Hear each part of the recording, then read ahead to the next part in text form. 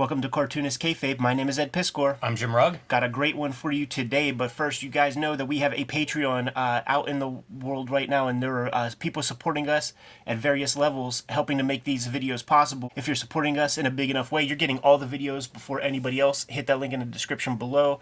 The vids are also brought to you by the books that we make. You're looking at a plethora of our bibliographies. I have Red Room comics that I'm focusing on right now. Trigger Warnings and the Anti-Social Network trade paperback are out in the wild right now. It's a 10-year anniversary of Hip Hop Family Tree. 4 volumes of that out on the stands right now. X-Men Grand Design and WYSIWYG. Jimmy has a forthcoming Hulk Grand Design book. You see the screen eyeball? You're going to be picking that up off your local comic shop racks sooner than later. And Street Angel, Deadliest Girl Alive. Octobriano, were you part of that Kickstarter? Maybe you were, maybe you weren't, man. But you got to support the Kayfabe channel. Keep these videos flowing. Today, we're going to take a look at the Weapon X Artist Edition, Jimmy. Barry Windsor Smith is the focus of this video that we're going to be checking out. For scale purposes, there's a standard comic book, so nice big oversized edition here, about 14 inches or so. Not quite the size of original art, but a nice big oversized edition of Barry Windsor Smith's very detailed artwork. And I'm taking it back, man. These are Hip Hop Family Tree size. It's not Marvel Treasury size. Go hold a Treasury. It's about inch longer. So Hip Hop Family Tree comes out, start to make X-Men Grand Design, insist that they make stuff the same size, and they now have a line of books at Hip Hop Family Tree size. And this was slid to me by one of our moles at Marvel, at Baltimore Comic Con, who was like, Ed, Jim, keep spreading the good word about production values, about upping things up. I did the best I can. Like I it's a push-pull. I fight with these guys, and you know, we still have the white paper. We still have the garish color. Like I keep fighting a good fight. I think we're going to be able to like make the books that, you know, you see fit in terms of color and all that kind of thing. So it's that same, you know, it's the reprint color, just at a bigger size, which is cool. You could enjoy the artwork a little bit more. Yeah, still kind of glossy paper, which isn't great. I was wondering if it was uncoated. I think it's a matte finish probably is what you've got there. It's not the hardcore gloss, but also your ink is sitting on top of it because it is some kind of coating. Yeah. Here's my advice for the people working in the trenches or doing these reprint projects. Put a 5% yellow on top of all of this, and I think that you would really be surprised by what comes back. That's true. And you know what? Do it on one of them and see what happens. Because I've been talking about those Random House collections. I ended up buying the Black Panther one because like it's so good looking. I found it on sale, had to get it. Yeah. We'll bring it in and look at it, show off what I mean. But the same deal where it's like it's really nice, but just a little bit of the color could be better if you just give it that extra, the Rich Tommaso, man, put that extra couple of percent of screen on there. Exactly. At least this is really nice reproduction, like line-wise, very high quality. Yeah, and the collection comes packed with a couple of extras. This is that issue that was so nice we had to do a video on it twice. The Death, what's her name? Lady Deathstrike Reavers issue that BWS colored. I think this size really flatters Windsor Smith's work because when we looked at that, we talk about just how dense his line work and everything is. I mean, look at this, 4 tiers. Looks good at this size. It does. So also, pinups, covers are included here with the piece.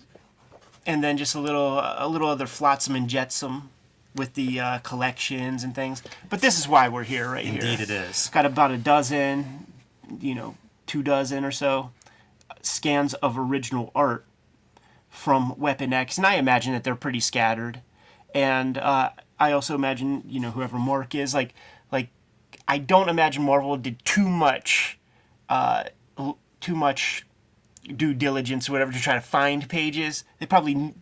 These are sourced from people that they could get in contact with pretty easy. It's really interesting to me how these artist editions put their work together. Yeah. Because I just saw Scott Dunbier posting about the Michael Golden edition. Yeah. And was like soliciting, man, if you've got some good Mike Golden art, get in touch with him.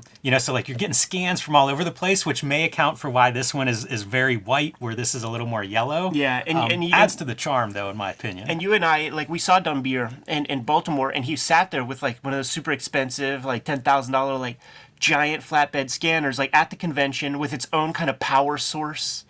Just taking on all comers, man. Maybe it's not Michael Golden page or a Kevin Nolan page they're bringing, but might be a future. Yeah, exactly. I can't imagine the art. Like, we've talked to him, and I know he has collections of art that he's gotten from here and there. Yeah. Places like Heritage Auction. So looking here, like, I see whiteout already. These pages are so great because of the amount of work that's on the page. Absolutely. You know, even the lettering on the original is something you don't see very often. Like, probably somewhere in the mid-90s that starts to phase out. And it's great to see it here like this. It truly is, man. Looking like several different kinds of inks being used here. Like when he's getting large black areas, he's using that cheap Higgins, but you see the good black where it counts. Makes me wonder if he's doing a lot of pen work because, you know, like that Higgins stuff, clearly, to me, that's a brush. Yeah. But then, like, when you get into all his hatching and stuff, is that all pen work? It looks like ticks, doesn't it? It does. It looks like little flicks of a Gillette pen or something. Man, I can't tell you how much I poured over these pages as a kid. They hit me at just the right time. Yeah. Moving towards that monster style. Totally. It's so fun seeing this stuff in its crisp black and white too, because like you see the marks that like Aaron Wiesenfeld and Jim Lee and Scott Williams start to bring into their work. You know, they make it more plasticky and less organic, but at the hands of Barry Windsor Smith, like, you know, this is the hand of an artist. Yeah, it's interesting to think of this as an influence on a Jim Lee. Well, maybe not this story, but Barry Windsor Smith. Yeah. I remember whenever he got Windsor Smith to do some of that Wildstorm Rising, and you'd read interviews and stuff, and, you know, clearly an artist that he revered. Certainly this issue was out before he really got his run going. Definitely. And you'll see, like, these little bits are things that Scott Williams, like, builds into the inking. Right. You can take a look at X-Men 1 cover, and you'll see these, like, little open circles. Oh, man, look at that stuff. So iconic. It is. It is, and when you see these thickets of trees and stuff. Really illustrates, too, how you make your black, spotting blacks, right? Like, I used to hear that from artists all the time, and you can see it here where, like, all those trees they create a gray. Yeah. It could be hatching, even though we interpret it as trees, but from just a purely value standpoint, Wolverine is the black. That's where your eye's going to go. Yeah, surrounded by this white. Barry Windsor Smith was part of the studio. Mike Kaluta, Jeffrey Catherine Jones, Bernie Wrightson. And Bernie Wrightson established these kinds of thickets, and Barry Windsor Smith is definitely like picking up where Homeboy left off and doing it, you know, beautifully. Speaking of being part of the studio, when I see a hand like this of Windsor Smith, that's a guy that could peel off the layers of skin and show you what the hand looks like with tendons and muscles. Then he could peel those off and show you the skeleton structure underneath. Yeah. And it's all drawn there. You know, you see how these knuckles build up, the bones build up with like the tighter, the top of the flesh kind of parts. It's, man, it's an anatomy lesson. It really is. Like, I mean, this is a very clear kind of croquis drawing rather than just your comic book shorthand of like what is a hand. And he is a drawer. He admits to being a drawer. Like the drawing of the image is you know, that gets him off.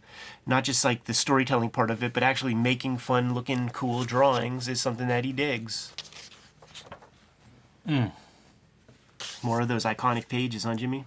These things were huge. It's Think funny. of all the Weapon X stuff that comes out after this. That like it's almost a new mythology, almost a new dimension of this character that he builds. Totally. Like, you know, with the helmet, so like this toy will be out the next year. Yeah, the Naked Wolverine toy. The Naked Wolverine too with the helmet, and like when you take the helmet off, they painted the whites of the eyes, and it's not a good look. Like it looks like a big giant anime girl. That's funny. This has cyberpunk elements. We were talking about cyberpunk. I mean, look at those 2 pages.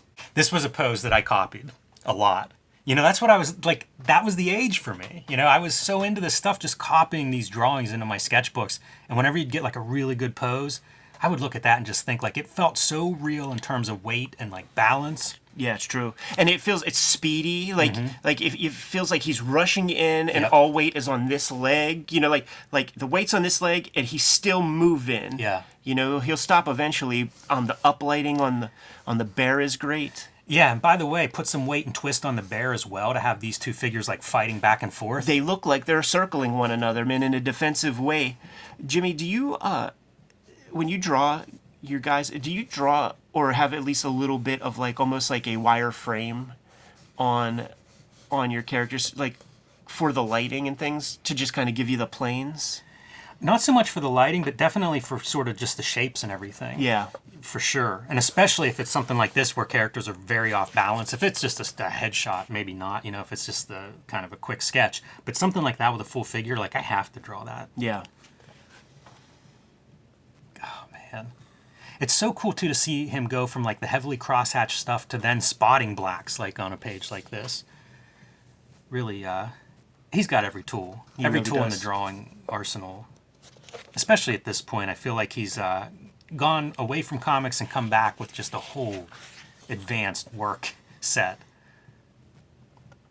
Yeah, that's the thing with some people with their scans, like they're cheating them, because you could see that this is probably a pretty authentic scan where they're not playing with levels very, very much. The non-repro blue of the blue line feels non-repro blue there, and you could see the difference there where they totally jack up the levels. It's conceivable that somebody's storing this stuff out of the light, but I think unlikely. I mean, it's impossible. Like, That is dark. this is the telltale. That is print. Then it's going to show up in print.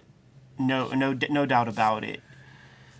This is nice because you actually can see the non-repro blue pencils. Especially this was one of those really weird drawings in the book where I think it's like colored funny, like maybe it's like a heat sensor kind of coloring. Yeah. Which he probably colored himself and had Yes. in mind when he's drawing it. But on here you can see like how he's blocking in his shadow and stuff with that blue pencil, but Right. just outlining it with a real light line. Yeah, going to go Mike Hinge with it. I love it whenever you can actually see some of that drawing underneath. Even like here you can see a leg that's just, nope, going to move the leg down a little bit whenever I actually ink the final figure. Right. I think it's one owner of like all these jacked Yeah, it up could be. pieces. They do look like they're scanned with the same cleanup setting or the same setting in the scan area. And then you get to see like the little bit of maybe a coffee or an ink wash drop there. Also remarkable for me looking at this original series is how he was able to do like 8 pages at a clip. Yeah. And it felt like it was worth my $1.25. Right, just that 8-pager. Yeah. Totally. Yeah, there was so much on those pages. And then when Barry Windsor Smith sees this, does he go, I'm never fucking working for Marvel again? You know, I don't understand it at all. Like, you have to have a visual background to some degree if your job is like coloring or putting together a cover, right? And yet, like, you see this and you see the original and you go, oh no, this is really great. Look how I improved that. I'm going to teach Uncle Barry a couple of things about drawing, about color theory. And you would even think, like, at some point an editor would be like, whoa, what are you doing to Barry Windsor? Like, this guy's never going to work for us again. Yeah. You're just going to recolor his... This is the equivalent of going into a painting and being like, you know what? It's pretty good, but let me splash some blue here. I think you were wrong on this color. Like, who would have the audacity to do that in any other visual art field? What's that one Echo Homo, the one Jesus painting that got restored and it just looks so fucked up. Like, this is the comics version of that, man, where you got some restoration cats getting abusive with the airbrush tools and stuff. But Jimmy, Also, by the way, I wish I had that level of confidence. right, to just yeah. What couldn't you do if you had the level of confidence to be like, you know what, Barry Windsor Smith, pretty good, but I know where he went wrong. So, guys, I mean, if you're playing at home, like, how many pages was that we got to see? 10 pages of original artwork, but there's a couple things. There's something that came through the Kayfabe offices, right, Jimmy? Yes, it did. That- and let me tell you, It's a pretty inspiring idea. it's changing my life. Yeah. Should we put it out there, man? See, this is One little bit of setup. If you Google Weapon X pages Barry Windsor Smith, you can find 100 of his original pages online. good setup, man. And you would find it mostly at comicartfans.com and at a pretty high resolution Yes. where you can see stuff and maybe at enough resolution. Like the people who, a lot of people who own original art, they want you to see the marginalia and things like that. And they want you to see it at a sexy level. They want you to know they have it. So what if you take all those images that you find on Comic Art Fans, and what if you just make your own print-on-demand book? All right, don't open this yet. Yes, and we're not going to look at this because this is tomorrow's episode. Okay, good. Excellent. But this showed up in our mailbag. Yes. And we get boxes of mail and we're sorting it out, who's taking what home. And I didn't think much of this. To me, I thought, oh, IDW did a ROM, original art book. Yeah. That's cool. I'm not a huge ROM guy. Let me pick this other book out of the pile. You end up with this, Ed, and then we go home with our boxes of books and we're looking through it like, what's a good episode? What do we end up with? And you start reading this and you realize this isn't an IDW official publication. Right. This is a fan-made bootleg edition of a ROM original art book. It's not ROM. It's a Sal Buscema art book, Space Knights and Superheroes. So even better. This guy's a Sal Buscema mark. Presumably went on Comic Art Fans, grabbed all the best Sal Buscema pages off of there, and there's only 10 copies of this thing. So it's like the guy ain't making money. Chill out, Scott Dunby, or like chill out on the keyboard. It's going to be all right. You're all right. This guy sent it as a portfolio piece to.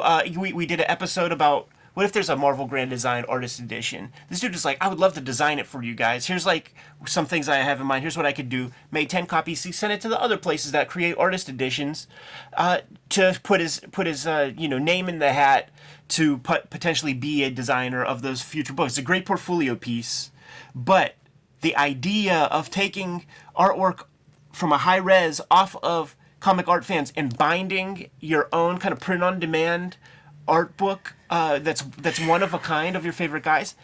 Buy our book so that we can retire and just do that for our own selves the rest of our lives. Oh man. It fills my head with ideas. It's such a cool use of the tools that we now have. And we look at bootlegs, we bind books. This is all really awesome fun, and this is just one more element now that you could play with. It totally and is, man. Whether you love Sal Buscema or you're making a portfolio book, either way, just of course. So shouts to Ian Chalgren who put this together. I am sad that I only get copy 10 of 10. I think we could have done something about that. We'll talk about sad. Yeah, right. I'm going home without a copy. It's very possible you might end up with one. But shouts to Ian Chalgren for putting this together. And it's going to be tomorrow's video on the Cartoonist Kayfabe channel where we explore this idea a little bit more thoroughly. I think it's amazing. We have such a creative audience out there.